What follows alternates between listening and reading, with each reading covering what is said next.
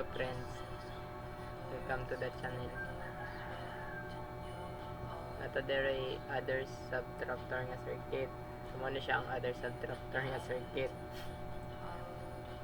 Una jud ani para mabuhat ni siya, magbutang gyud ta og dip switch malamang. Magbutang ta og duha ka 4 input nga dip switch para sa inputs A og inputs B. And then ang off ana niya nga side, i-connect nato siya diri sa power. Siyempre magbutang po tag power, mo na siya ang mag-source og voltage.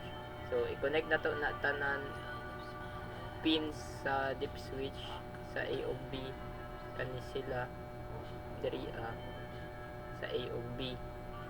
And then after ana i-connect nato ning isa ka pin, magbutang ta og 8 ka resistor since 8 sila ka buok. And then a resistor pwede na siya 300, mag-range siya between 330 ohms up to masiga siguro siya until 1 kilo ohm. And then i-connect na to sa resistor ang output sa dip switch kani sila nga mga kani sila nga wire nga pins. Connect na to siya sa resistor, and then ang other end sa resistor ato ang i-connect sa ground.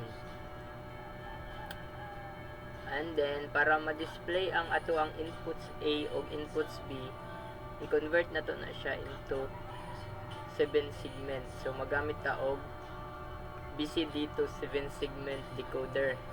Ana siya kuan nga 74LS48 for common cathode. Common cathode kay sa ground man siya i-connect. And then kung common cathode po dapat imuhang 7 segment display sa ground siya i-connect. So kani siya imuhanin magkuha ka diri sa A inputs A, kani siya mo ni siya ang least significant bit padulong sa most significant bit. So ang A sub 0 muna siya ang i-connect nimo, ang least significant bit muna siya imong i-connect dito sa A, and then ang second dito sa B, and then ang third dito sa C, and then sa D. And then kaning BI or RBO, kaning RBI, kaning LT, buton sa sila, i-connect nimo na siya sa power para mag-display sa 7 segment ang kaning naka-on nga segments. And then after ana kaning 7 segment A, B, C, D, E, F, G man na siya, i-connect ra nimo sila diri A, B, C, D, E, F, G. And mauna na siya same process sa gibuhat nimo dito para sa inputs B. Same process. And then pag mahumanan nimo ning duha, next nimo buhaton ana is ang comparator para magamit ka og comparator, which is iyahang IC kay 74LS85. Una imong i-search dito sa components. Para magamit ka og comparator, na nimo buhaton is kani A sub 0, A sub 1 na may inputs diri, A sub 3, upat ka input. Imuhara na siyang kuhaon diri sa imuhang mga inputs. A sub 0 kuhaon nimo dito sa least significant bit, and then padulong sa most significant bit ang A sub 3. A sub 3 na to is ang most significant bit. Ikaw mo na bahala mag-cluster ana. And then ang B mo gihapon to least significant bit ang B sub 0 padulong sa most significant bit. And then as for kaning iyahang pang-compare, i-connect ra nimo ning input sa power. Connect ra nimo siya sa power na line ang kaning tulo. Connect ra nimo ning tulo sa power na line, and then makuha na din nimo ang output So pwede po ka magbutang diri og indicator, either LED or kaning logic probe, para mabalaan nimo kung asa ang nag-1. Mabalaan nimo asa ang nag-1. And then after ana, pag na-set up na nimo ang comparator, diri ana ka sa 4-bit adder, mag-add na kag 4-bit adder ana. And then naatay ang IC nga sa 4-bit adder kay 74LS83. Then connect ra gyapon nimo siya kani A1 to A4, diretso na nimo na siya kuhaon dito asa imong A0 to A3, same ra na sila. A1, pwede ra na siya A1, A2, A3, A4. Ang A1 mo na siya ang least significant bit gihapon.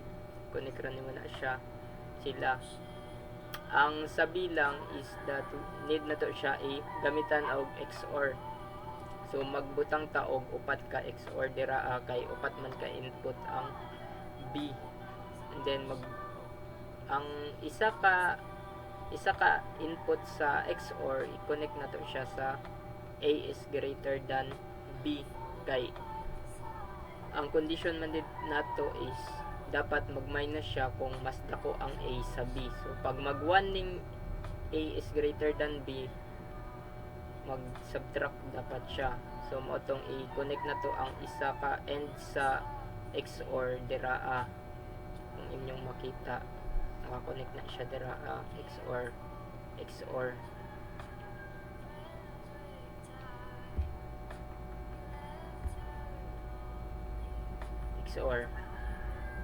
and then ang isa ka end sa XOR, i-connect nimo siya diri sa imuhang B. Same ra gihapon ang B4 mao na siya ang most significant bit, which is B3 diri sa comparator rather. Sunod, same, i-connect nimo diri ang B sub 3, B3, B2, B1. And then ilahang output ana diri ana sa 4-bit adder.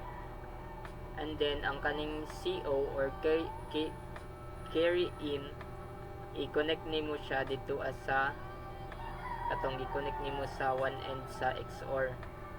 Kuha ka dito Then mo na dayon ni siya ang S1, S2, S3, S4. So mo na ilahang sum or difference S1, S2, S3, S4, and then naatay carry out. In terms sa subtraction, makuha ni siya as overflow. Mo na siya, or pag addition mo ni siya ang carry out, mo ni siya ang i-carry sa next 4 bits. And then pwede ka magbutang diri og indicator, either LED or kaning logic probe, para makita nimo ang output. And then mauna na siya, and then kung imo na siyang i-test, i-play ra nimo ni, for example kana 0, natay input A na to is 0, and then input B is 1. So i-add na siya, maong natay output nga 1. And then kung dako ang A, mag-minus na siya. For example, natay 4 nga A, 4. So 4 minus 1 is 3. Na 1 plus 2 is 3. And then kamo na dayon padayon ana magbutang sa 7 segment. If gusto ninyo ma-display ang ingani, i-convert ninyo siya into BCD ang output. So mo na to siya tanan, kamo na padayon. Thank you. Bye bye.